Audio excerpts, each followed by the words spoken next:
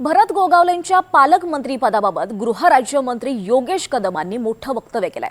रायगडचं पालकमंत्रीपद भरत गोगावले यांना मिळणार आहे हे जवळपास निश्चित झालेलं आहे। याबाबतची अधिकृत घोषणा व्हायची आहे असा दावा योगेश कदमांनी केला आहे। नाही, मला वाटतं अजून अधिकृत घोषणा व्हायची आहे, परंतु जवळपास निश्चित झालेलं आहे। भरत शेठ यांना रायगड जिल्ह्याचं पालकमंत्री मिळणार आहे। अनेक वर्षांची तिथल्या रायगड जिल्ह्यामधील शिवसैनिकांची मागणी होती।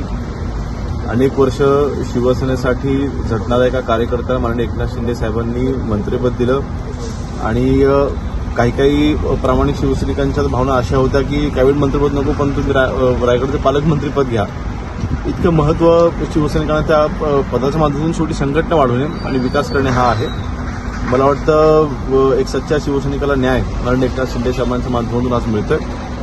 नक्कीच आमच्या शुभेच्छा त्यांच्यासोबत आहे।